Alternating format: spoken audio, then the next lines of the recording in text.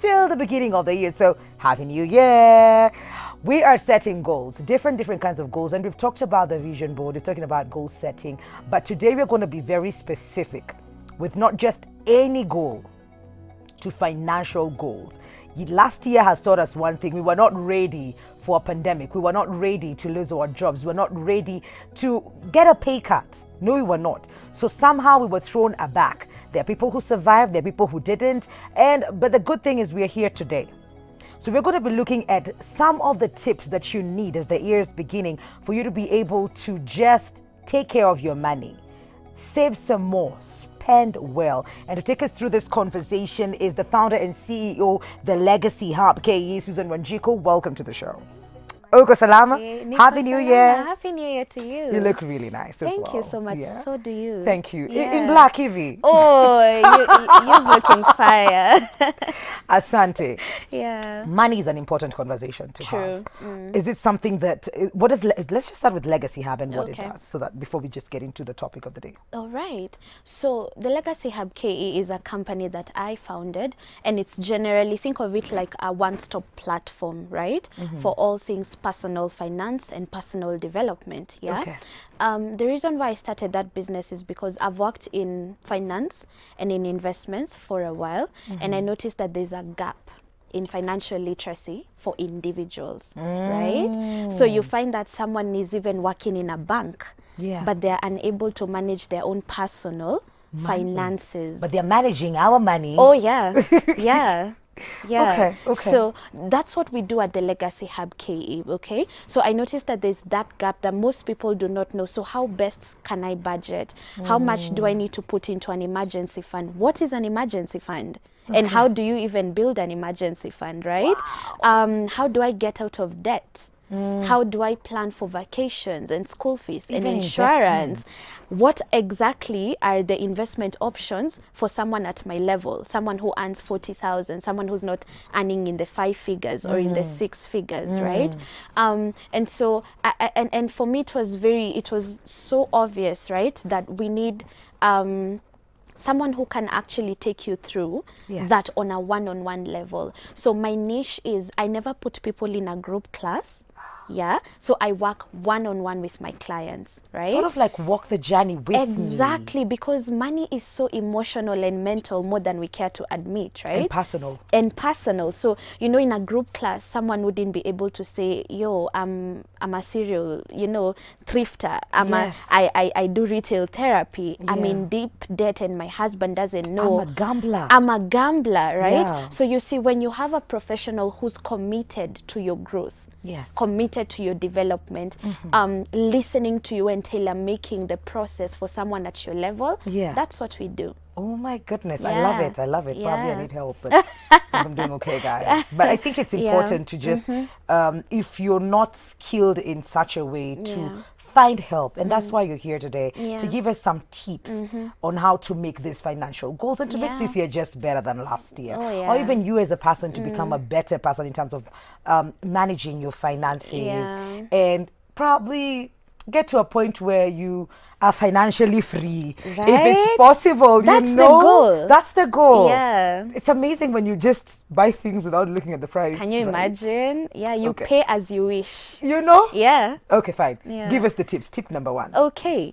So tip number 1, when it comes to setting financial goals, you start by assessing where you are. Okay. Right? You cannot set a goal if you're not aware of where you are. What situation you're in. What situation are you in, right? And I think 2020 was such an eye-opener for most people, right? True. If it didn't open your eyes, man, either you are doing so well or you're so blind, right? Because, I mean, people lost jobs, right? People had to liquidate assets, investments, even at losses, right? People had to get into serious debt. And pay cuts. And all that. So I think it was an eye-opener on our financial preparedness. Okay. So what did 2020 teach you? That's where you start, right? Yeah. So maybe you realize I actually didn't have an emergency fund. Yes. I had to go back to Ushago. Yes. Right? Yeah. I had to take out loans. My kids could not go to hospital if they needed to.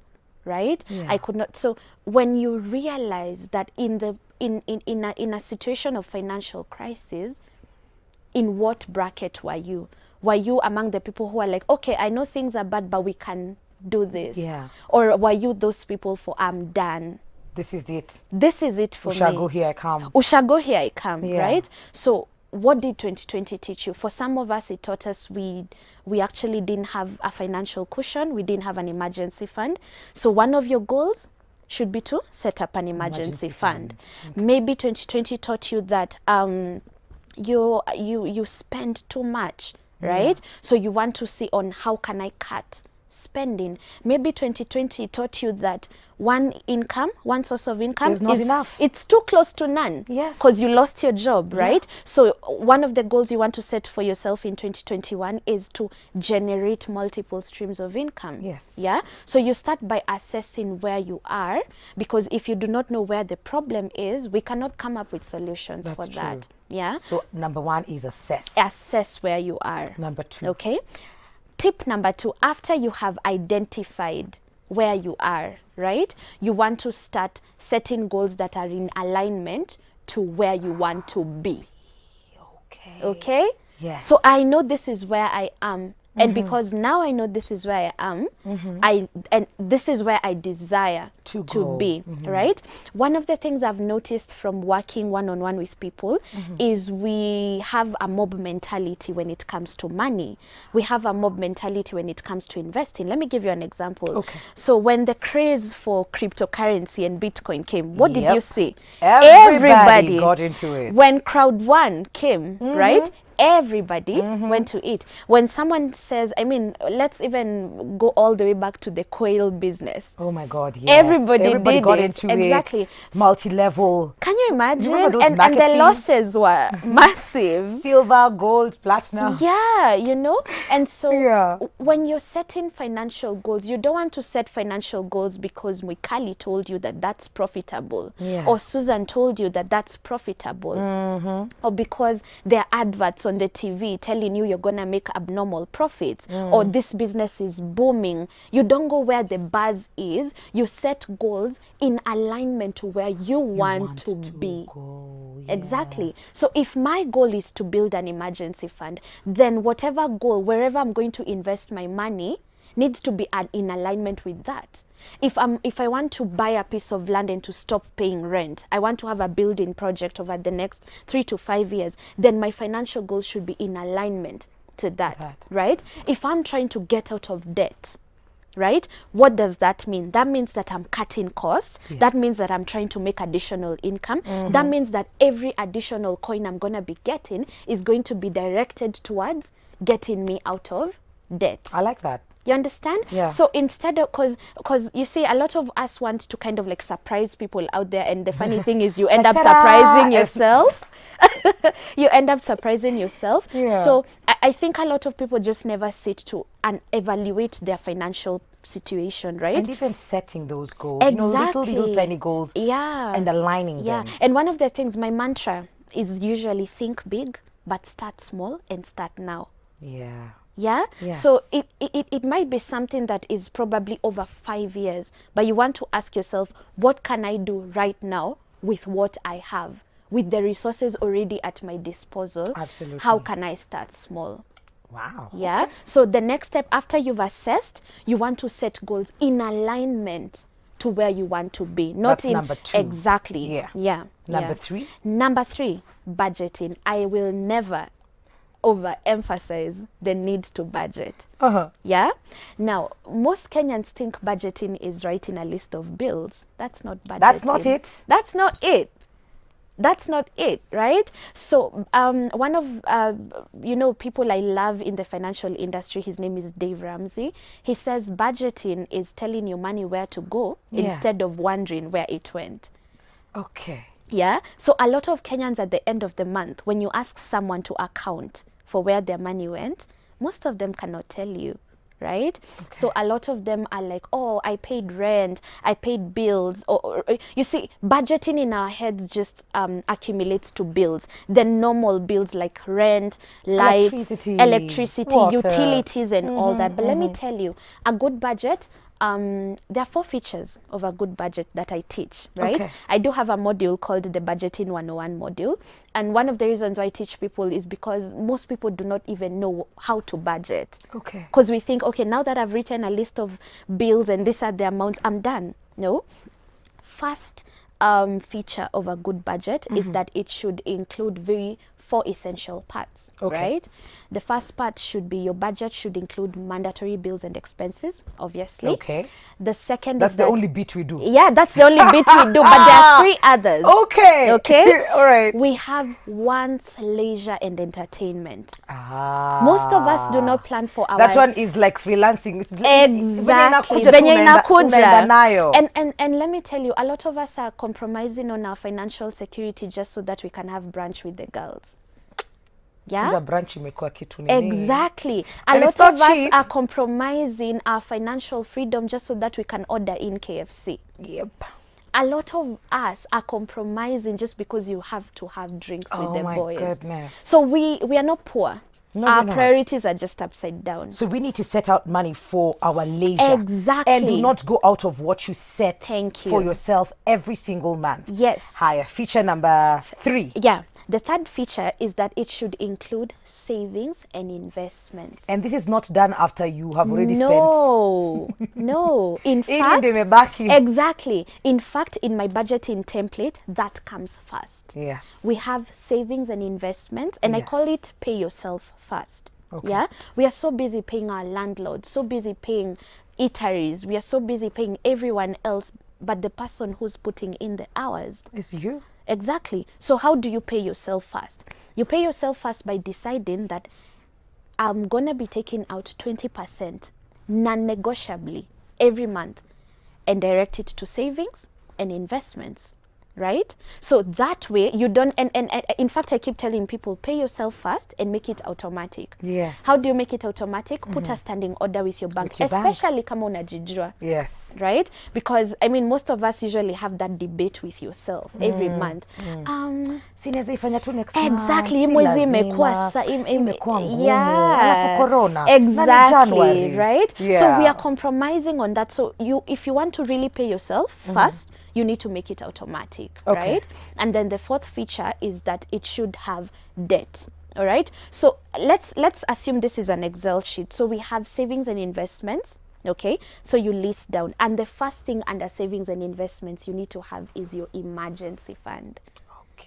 Okay, Okay. that's what needs to come fund. After your emergency fund, we have a sinking fund. Now, what's a sinking fund? What is it? Yeah, a sinking fund is a savings account that is ideally separate from your emergency fund. Okay. Okay.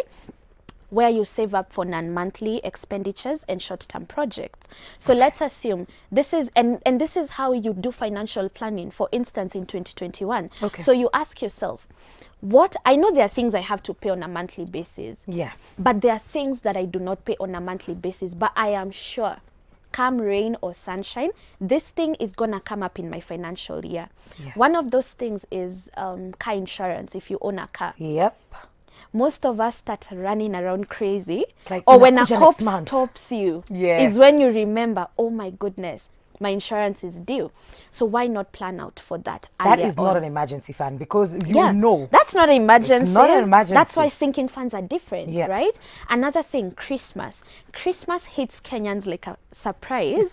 Yeah. Yet we all know it falls on the 25th of December of every year. Now let me ask you, if for instance you put aside 2,000 on a monthly basis towards Christmas funding. Yeah. At the end of the year, you'd have a whopping 24,000 to spend, which doesn't come from your salary, which doesn't come from an M-Shwari loan, guilt-free spending. That's what budgeting does for us.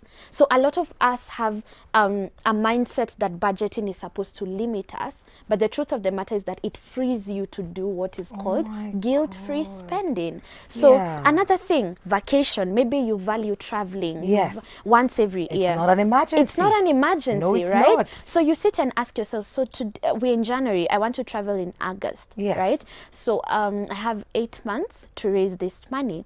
So every month I'm going to be putting aside X amount of money so that by August I have, so even when you're stunting on the gram, you're doing it guilt-free. Legit and happy. Yeah, you know? why? Because I worked for this. I worked for it, and there's no debt collector Exactly. waiting for me when I come back home. Another very important thing you can do with a sinking fund: school fees. School fees comes every 4 months, not monthly. No.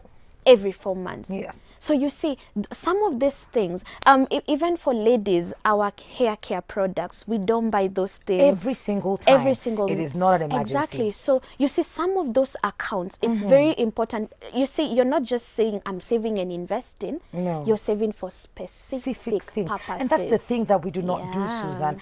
I am sorry to say this and to break all your hearts. And we're running out of time. Yeah. Susan, please promise that you'll come back tomorrow. I I know we will. haven't covered 2 of the tips for the financial Yeah. year, and even with the Yeah. budgeting. Do you promise? Oh, we'll see. We'll see. Yeah. We'll see. Yeah. We'll hold you accountable. You say Oh. that on national television. Yeah. That she has to come back. Thank you so much. You've learned so much, and we haven't even finished Yeah. that. But my time and our time is It's up. over, yeah. But all your questions, I will make sure that she comes back, and we'll take note of all of that, and she will be answering and taking care of. Hizo zote zenye mtatuandikia kwa 111 In the meantime, social media handles.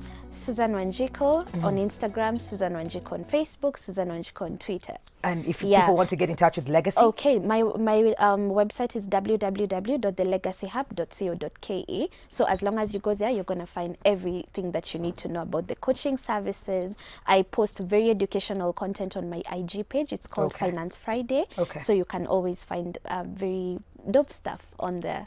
oh my God, Yeah. this was such a dope conversation, and I'm so sorry, guys. But we're gonna pay the bills, so we're gonna take that short commercial break because, us guys, we have financial goals. So the bills right now. We'll be right back.